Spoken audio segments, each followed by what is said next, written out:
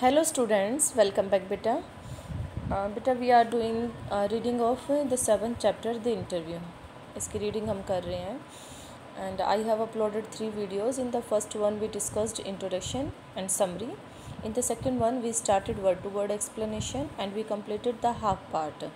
In the next one, in the third one we completed the first part and we read out this paragraph of second part. ठीक है, second part का ये paragraph हमने पढ़ा.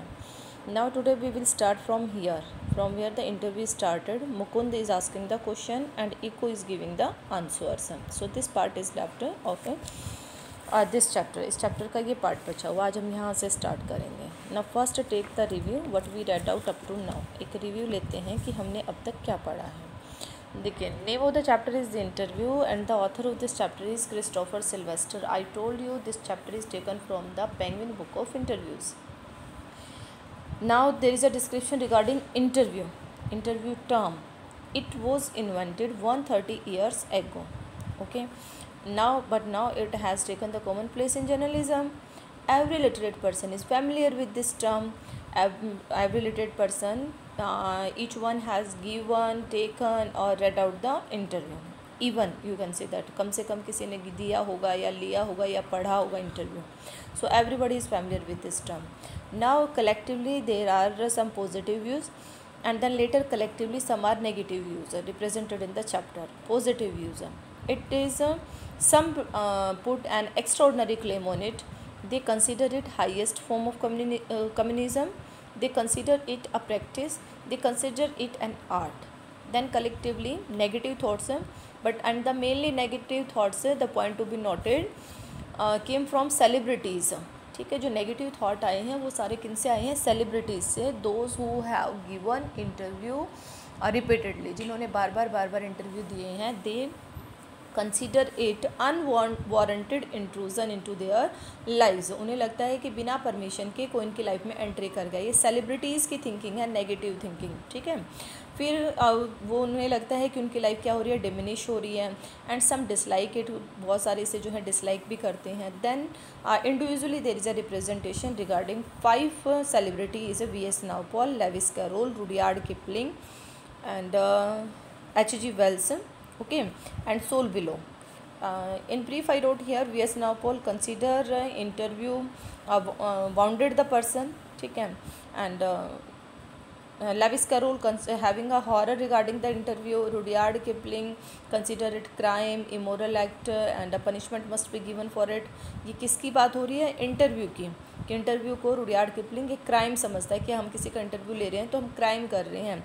एक immoral act समझता है. कैरोलिन उसकी वाइफ थी, उसने भी बड़ा नेगेटिव लिखा है. मैंने सारा पढ़ा रखा है बेटा, मैं इसलिए ब्रीफ में बता रही हूँ. H.G. वेल्स इसे एक डिफ़िकल्ट टास्क कंसिडर करते हैं और सोल बिलो जो हैं वो ही consider it a thumb print on wind pipe. ठीक है, ये इस ऐसे उससे हमारा ये फर्स्ट पार्ट कंप्लीट हो गया था. सेकंड पार्ट में हमने पढ़ा था Mukund came for taking the interview of Umberto Eco. And who was Umberto Eco? Umberto Eco was a professor in Bologna, Italy, and he acquired a formidable reputation for his ideas on semitics and all these things. ये सारी हमने पढ़ा था. ये उसके Umberto eco से related question आ जाए ना, हु वॉज अम्बर्टो इको, तो वो आंसर आपको यहाँ पे मिलेगा. उसे बहुत फेम मिली. ठीक है, फिक्शन के लिए भी उसने चिल्ड्रंस के लिए बुक लिखी, एसेज लिखे. ठीक है, फिक्शन लिखी, इमेजिनेटिव स्टोरीज़ लिखी. और लास्ट में जब ये बुक लिखी ना, जब तो वो बहुत ज़्यादा फेमस हो गई क्योंकि इसकी 10 मिलियन कॉपी बिक गई थी. अब देखिए मुकुंद, जब इतनी फेमस पर्सनैलिटीज़ हो जाती है, कोई इतनी फेम किसी को मिल जाती है, तो obviously someone will come, reporter will come to take the interview. So Mukund came the reporter of the Hindu for taking his interview. आज यहाँ से स्टार्ट करेंगे बेटा. 4 मिनट मैंने सारा किस पे लगा दिया? आपकी जो है वो पीछे वाला रिवाइज कराने पे. अब सुनिए, अब यहाँ पे सिर्फ क्वेश्चन बेटा 4 या 5 क्वेश्चन आएंगे बस. वो 4 क्वेश्चन पूछता है और 4-5 क्वेश्चन के वो जो आंसर देता है, बस यही है. मुकुंद ने पूछा, the English novelist and academic David Lodge once remarked, I can't understand how one man can do all the things he does. कि वो कहता है कि भी एक इंग्लिश नॉवलिस्ट हैं, एकेडमिक्स हैं, डेविड लोज. उन्होंने एक बार रिमार्क दिया था आपके रिगार्डिंग ठीक है, ये उन्होंने बोला डेविड लोज ने किसके रिगार्डिंग, वो इको के रिगार्डिंग। उसने कहा कि मुझे समझ नहीं आता कि एक आदमी एक साथ इतने काम कैसे कर सकता है। ठीक है, इको एक साथ इतने काम कैसे कर सकता है, ये डेविड लोज ने कहा। तो अम्बेट वो कहता है भी आप इस बारे में क्या कहना चाहेंगे। तो इको कहता है may be I give the impression of doing many things, but in the end, I am convinced I am always doing the same thing. हो सकता है मेरा इंप्रेशन ये जाता हो कि मैं एक साथ बहुत सारी चीज़ें कर रहा हूँ, but the reality is I am convinced I am always doing the same thing. मैं ये चीज़ कन्विंस करता हूँ, मैं चीज़ जो है वो एक्सेप्ट करता हूँ कि मैं आई am doing only one thing, मैं सिर्फ एक चीज़ कर रहा हूँ। तो मुकुंद ने पूछा विच इज़, कौन सी एक चीज़ कर रहे हो आप। अम्बेर्टो इको आंसर देता है, बड़ा अच्छा आंसर है और ये ही पार्ट इम्पोर्टेंट है। ठीक है, now that is more difficult to explain. पे एक्सप्लेन तो देखो करना काफ़ी मुश्किल है, हो सकता है आपको समझ ना आए। I have some philosophical interest and I pursue them through my academic work and my novels. भी मेरा फिलोसफी में इंटरेस्ट है और मैं उसको फॉलो करता हूँ, फॉलो, मैं उस चीज़ को भाई जो है वो फॉलो करता हूँ with the help of my academic work and my novels. मैं अपना वो सारा इंटरेस्ट, वो सारी फीलिंग्स अपनी राइटिंग्स में निकाल देता हूँ। Even my books for children are about non violence and peace. यहाँ तक मैंने जो बच्चों के लिए बुक्स लिखी है ना, उसमें भी मैंने नॉन वायलेंस यूज़ किया है और पीस का यूज़ किया है। You see the same bunch of ethical philosophical interest. आपने देखा होगा वही ग्रुप, एथिकल होता है बेटा मोरल वैल्यूज़ है, वही मोरल वैल्यूज़ वही फिलोसफिकल इंटरेस्ट है, मैंने उन्हीं को यूज़ किया है। Are you getting. अभी तो वो ये बता रहा है मैं क्या लिखता हूँ, आगे सुनना कि भी मेरा ये इंटरेस्ट है and I am satisfying this interest with. देखो फॉर एग्जांपल कोई डॉक्टर है but the person is interested in paintings. ठीक है, मान लो भाई आर्ट में इंटरेस्टेड है, पेंटिंग्स में इंटरेस्टेड है, तो वो बाद में अपना स्पेयर टाइम पेंटिंग्स बनाने में लगाए और बाद में उसकी पेंटिंग इतनी फेमस हो जाए कि बहुत ज़्यादा फेमस हो जाए। उसने पेंटिंग बनाना क्यों शुरू किया, because he was interested in that. ठीक है, he was having interest in that field, so he started to make. तो ऐसे इसका था भी, इसका फिलोसफी में इंटरेस्ट था, उसने उस इंटरेस्ट को निकालने के लिए बुक्स लिखना शुरू कर दिया। बहुत ईजी है। And then I have a secret, और मेरा ना एक सीक्रेट भी है। Did you know what will happen if you eliminate the empty spaces from the universe.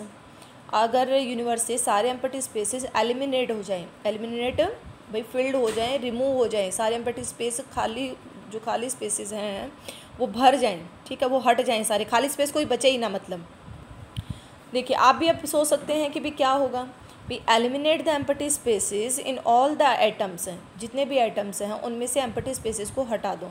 ठीक है, कोई एम्प्टी स्पेस बचे ही ना। The universe will become as big as my fist. Universe इतना बड़ा हो जाएगा जितने की मेरी मुट्ठी। मतलब वो बड़ा नहीं होएगा, क्या हो जाएगा वो, मतलब वो बड़ा नहीं होएगा, वो क्या हो जाएगा, छोटा हो जाएगा। क्योंकि मुट्ठी उसकी इतनी बड़ी थोड़ी है कि यूनिवर्स इतनी बड़ी है। मतलब एम्प्टी स्पेसिस के कारण तो वो एरिया ज़्यादा कवर करते हैं ना। आपको फिजिक्स आपने पढ़ी होगी, आपको मेरे से ज़्यादा पता है, बस आप लिटरेचर के बेस पे समझिए।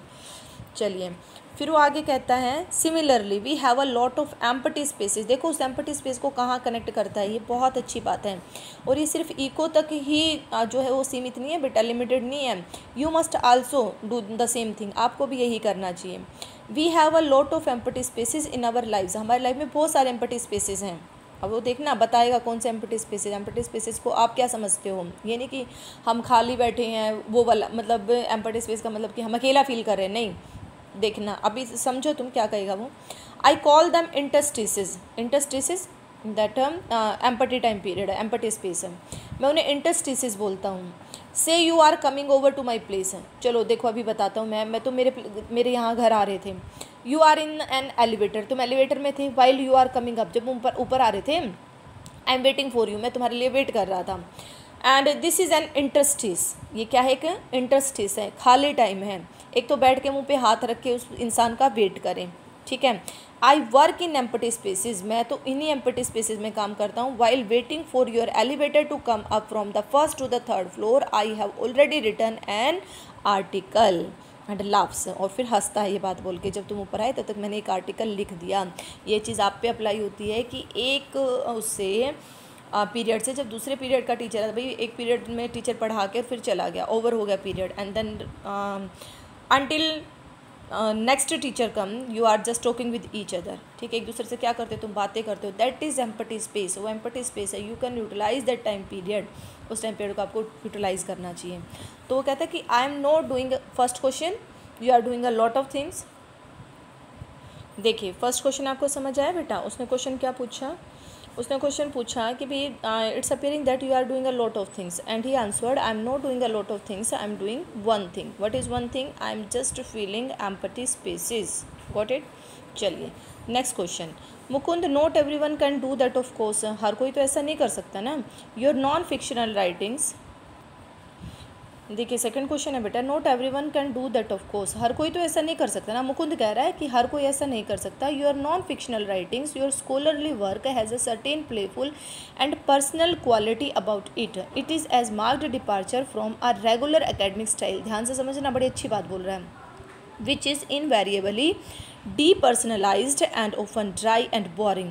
Have you consciously adopted an informal approach, or is it something that just came naturally to you?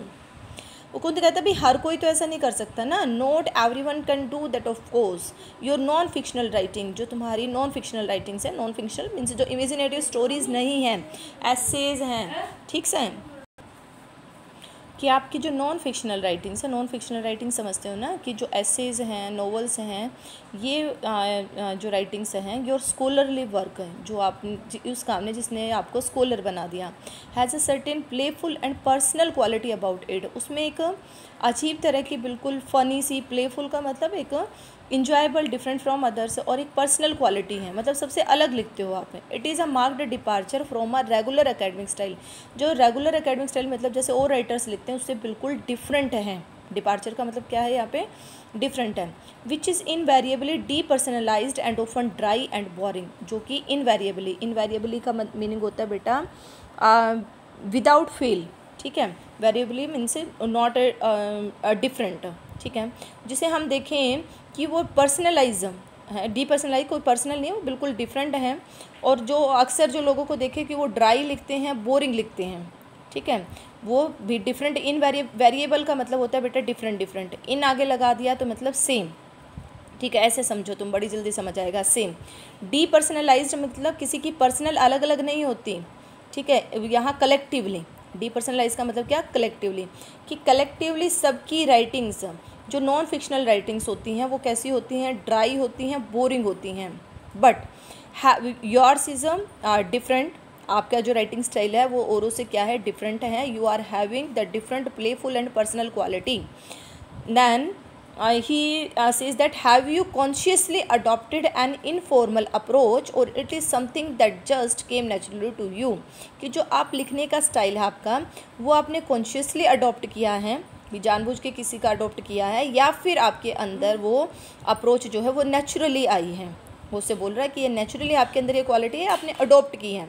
बताया था ना मैंने आपको क्वेश्चन उसमें स्टार्टिंग में, इंट्रोडक्शन में। अब देखिए इको का आंसर, ध्यान से समझते जाना कि इको क्या कहता है। देखो अभी इको आंसर देता है, when I presented my first doctoral dissertation in Italy, one of the professor said scholars learn a lot of a certain subjects, then they make a lot of false hypothesis, और they correct them and at the end, okay, and then put the conclusions. ये है यहाँ तक complete. देखिए सुनिए कि जब मैंने अपनी पहली डॉक्टर वाली डिसर्टेशन सबमिट कराई, डिसर्टेशन होता है बेटा थीसिस, पीएचडी जब करते हैं ना डॉक्टरल, जो कि पीएचडी डिग्री कि वो उसकी जो थीसिस मैंने सबमिट, डिसर्टेशन का मतलब थीसिस, जो उसकी थीसिस मैंने सबमिट कराई, तो एक प्रोफेसर ने कहा कि जो स्कॉलर्स मतलब जो इंटेलिजेंट बंदे होते हैं, जो स्कॉलर्स होते हैं, learn a lot of certain subject, कुछ पर्टिकुलर सब्जेक्ट को बहुत ज़्यादा याद करते हैं, make a lot of false hypothesis that is theories, ऐसी झूठी झूठी थ्योरीज बनाते हैं, फिर उन थ्योरीज को वो करेक्ट करते हैं, और आखिर में वो क्या डालते हैं, कंक्लूजन, मतलब ये प्रोसीजर होता है उनका लिखने का। एंड यू, और तुमने तो ऑन द कॉन्ट्रेरी उससे उल्टा किया, अपोजिट, कॉन्ट्रेरी किया तो opposite, told the story of your research की स्टोरी सुना डाली, even including your trials and errors, यहाँ तक कि तुम्हारी जो तुमने कोशिशें की और जो गलतियाँ की, ठीक है, वो भी आपने इसमें अपनी जो थीसिस में मेंशन कर दी। At the same time he recognised I was right and went on to publish my dissertation as a book which meant he appreciated it. उसी टाइम पे उसने रिकॉग्नाइज्ड, भाई उसने उस चीज़ को रिकॉग्नाइज कर लिया, समझ लिया, आई वाज राइट कि मैं ठीक था, and went on to publish my dissertation as a book, और मेरी बुक को पब्लिश करने के लिए भेज दिया। यही होता है कि जब आपका गाइड उस बुक को पब्लिश करने के लिए अलाउ कर दें तो आपकी पीएचडी कंप्लीट हो जाती है। विच मीन्ड ही अप्रिशिएटेड इट, इसका मतलब इनडायरेक्टली उसने मेरे काम की, मेरा वे की, द वे ऑफ राइटिंग, उसको इसने क्या की, तारीफ़ की। एट द पॉइंट, हर एक बात में देखो पहले वो एग्जाम्पल देता है, उसका फिलोसफिकल इंटरेस्ट वैसे ही पता चल रहा है। क्वेश्चन पूछा कि भी आप एक साथ बहुत सारे काम करते हो, तो उसने देखो सीधा आंसर नहीं दिया, पहले ये बताया मेरा ये इंटरेस्ट है, ये इंटरेस्ट मैं अपनी राइटिंग से सेटिस्फाई करता हूँ, ठीक है। फिर उसने कहा कि भाई एक भाई सीक्रेट है, मैं एम्पटी स्पेसेस है, उन एम्पटी स्पेसेस को फिल करता हूँ, और एम्पटी स्पेसेस को फिल करने को ही भाई ये लगता है लोगों को कि मैं बहुत सारे काम कर रहा हूँ, ठीक है। उसने ये बात कही, समझ आ गई बात। चलिए फिर दूसरा भी उसने जो सीधा साधा क्वेश्चन पूछा उसको आंसर देखो कितने अच्छे से दे रहा है वो, बात को बिल्कुल एक्सप्लेन करके। यही होता है इंटरव्यू में। चलिए सुनिए आगे। अच्छा बता दी उसने, भाई उसने उससे पूछा कि आपके अंदर जो लिखने का स्टाइल है जो औरों से डिफरेंट है वो कैसे आया, तो उसने कैसे आंसर दिया कि वो कैसे आया। उसने कहा कि ये चीज़ मेरे अंदर पहले से ही थी कि मैं हर एक चीज़ की स्टोरी सुनाता था, ठीक है। हालांकि एक प्रोफेसर इससे बहुत ज़्यादा इम्प्रेस भी हो गया। At that point at the age of 22 I understood scholarly book should be written the way. उस टाइम पे जब मैं 22 साल का था ना, जब मेरे साथ ये हुआ, तब मुझे समझ आया कि जो बुक्स हैं वो इस तरीके से लिखी जानी चाहिए। आई हैड डन, जैसे मैंने लिखी थी, by telling the story of the research, हर एक चीज़ की स्टोरी सुना के। अब आपको भी मान लो मैं सीधा समझाने के बजाय थोड़ी स्टोरी से समझाती हूँ तो जल्दी समझ आता है ना, तो उससे जो है वो जल्दी समझ आता है। This is why my essays always have a narrative aspect.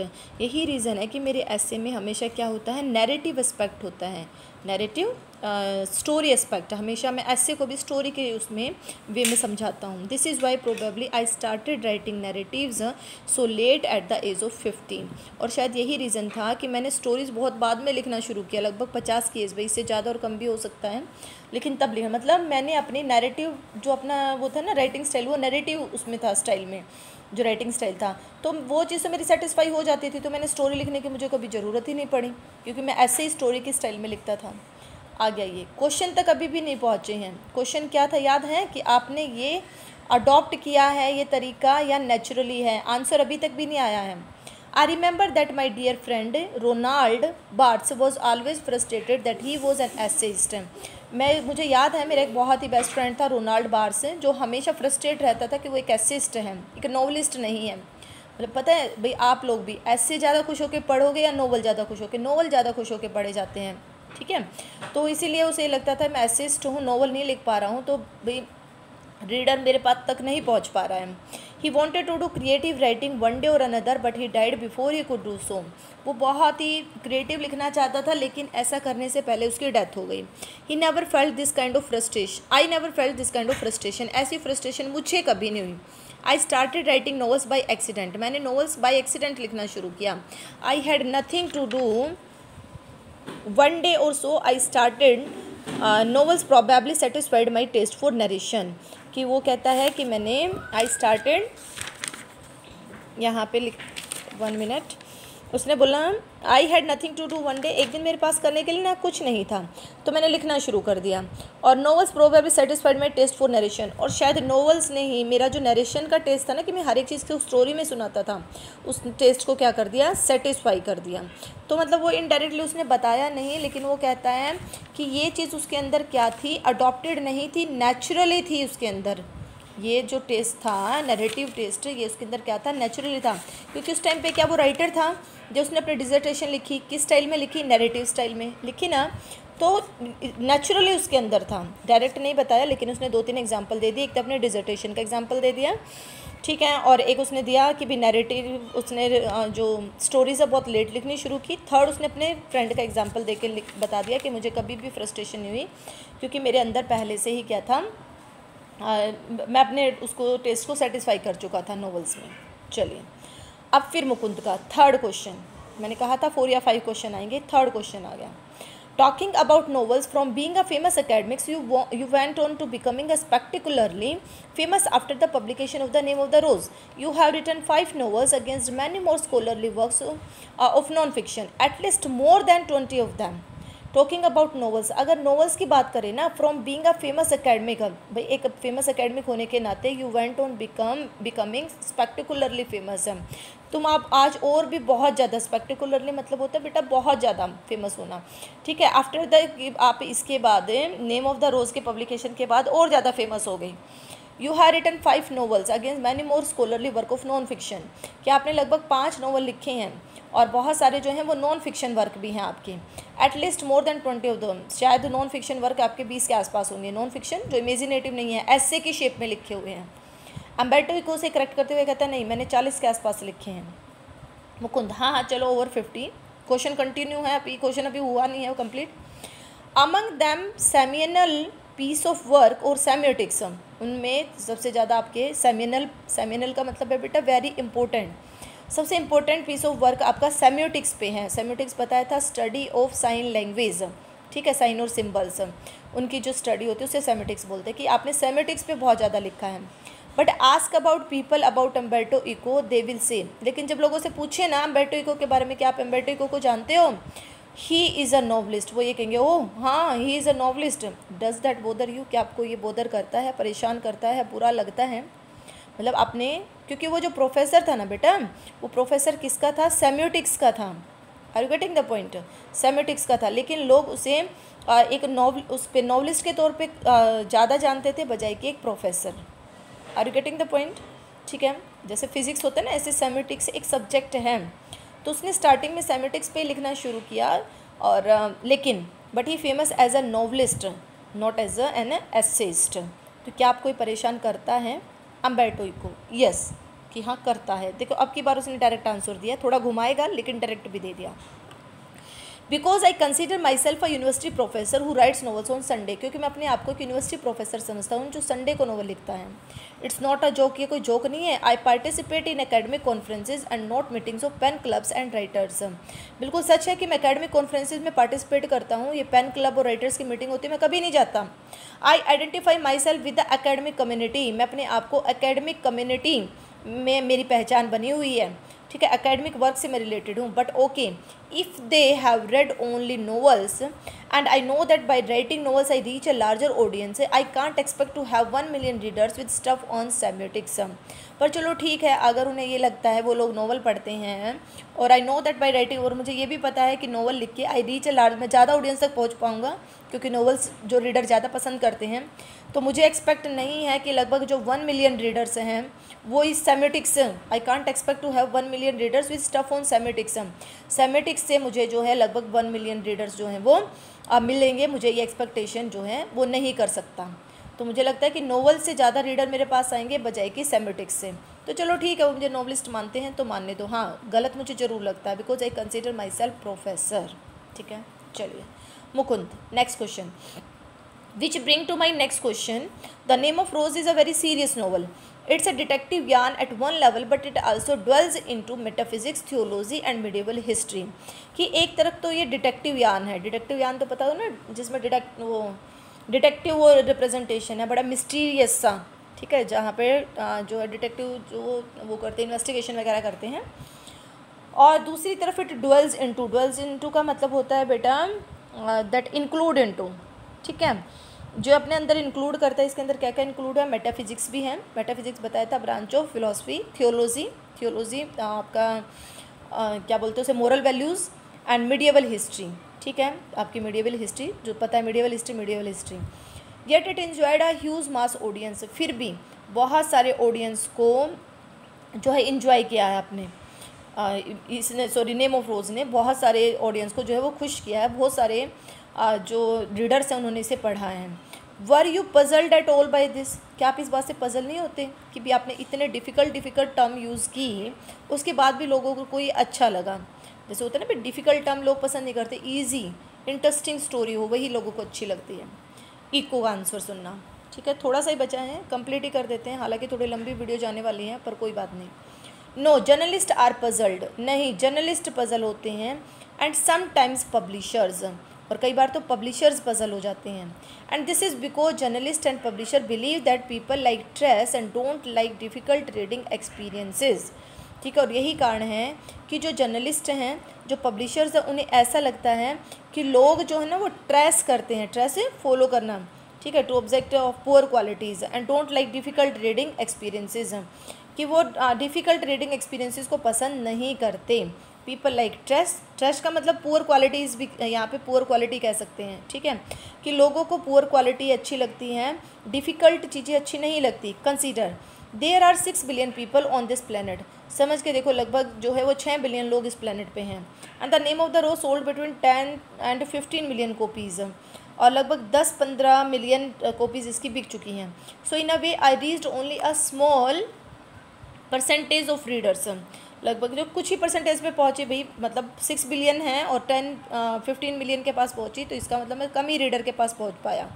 But in exactly these kind of readers who don't want easy experiences, लेकिन एग्जैक्ट अगर डाटा देखें तो ये 10-15 मिलियन वो हैं जिनको इजी एक्सपीरियंस अच्छे नहीं लगते, और at least don't always want this, मतलब एटलीस्ट कम से कम रोज़ तो ऐसा नहीं जाते, जैसे कहते हैं ना भाई रोज़ तो हलवा अच्छा नहीं लगता, तो हमेशा तो ईजी जो चीज़ है वो भी अच्छी नहीं लगती।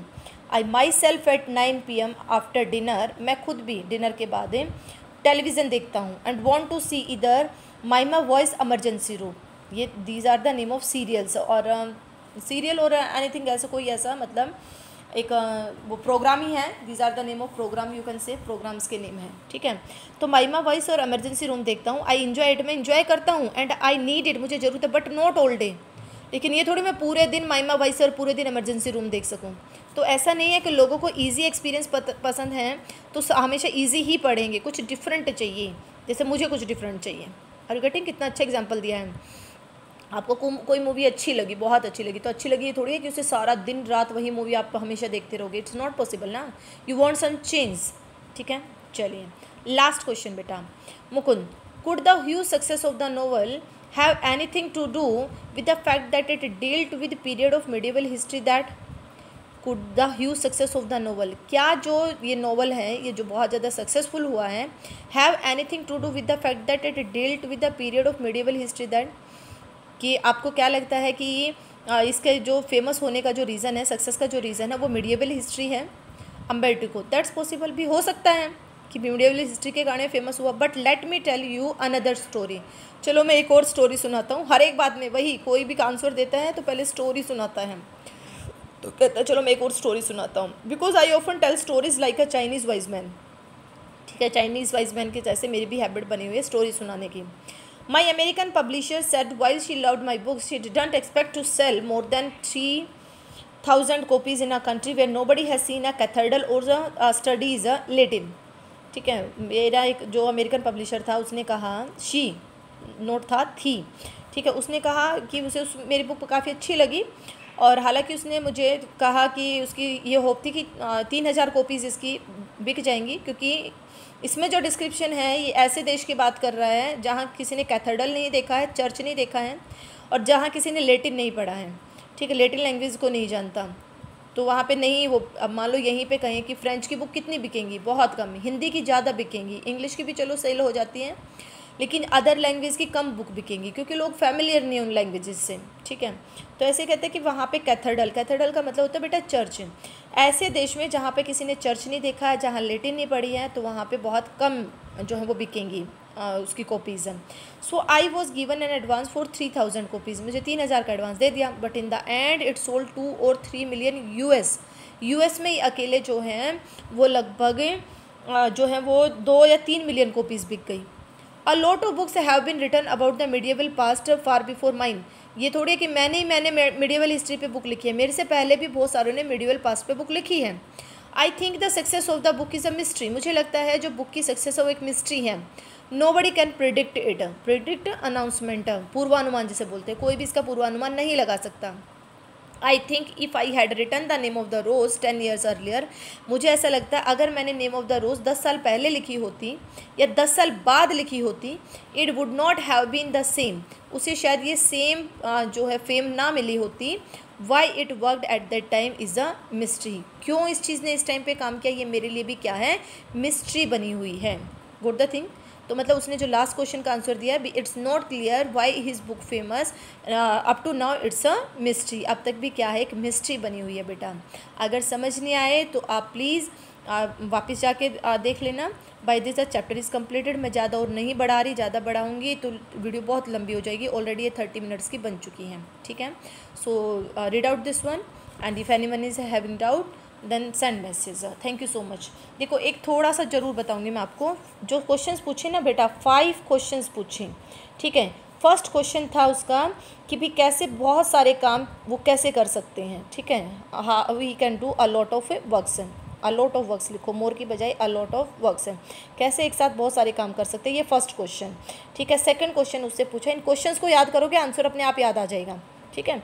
सेकंड क्वेश्चन उससे पूछा रिगार्डिंग नॉवेल्स राइटिंग, एक मिनट लेट्स सी, एक बार देख लेती हूँ बेटा, मेरे माइंड से स्लिप हो गया। चलिए सेकंड उससे क्वेश्चन पूछा उसने, देखो यहाँ पे कि आपको लोग जो हैं वो मुकुंद कहता है जो आपका राइटिंग स्टाइल है that is unique from others, वो दूसरों से क्या है, यूनिक है, ठीक है। यू अडॉप्टेड दिस और नेचुरली गॉट इट, अडॉप्ट किया या नेचुरली आपके अंदर है, तो उसने आंसर दिया ये नेचुरली है, एक दो स्टोरी सुनाई उसने, ठीक है। थर्ड वहाँ पे क्वेश्चन आया बेटा रिगार्डिंग प्रोफेसर और नॉवलिस्ट कि भी you wrote a lot of essays, semiotics, क्योंकि वो प्रोफेसर किसका था, सेमियोटिक्स का था, तो सेमियोटिक्स पे बहुत सारे एसेज लिखे, but you became famous as a novelist, does it bother you, क्या आपको ये बोदर करता है, उसने कहा yes bother me a lot, explain दिया। फोर्थ क्वेश्चन था regarding the success of this one name of the rose, किसकी सक्सेस के regarding, name of the rose के रिगार्डिंग, कि ये कैसे ये बुक जो है बहुत ज़्यादा फेमस हुई। Okay, so thank you so much for watching this one. If having any problem then send message. Okay, once again thank you so much, and if like, don't forget to like, share and subscribe.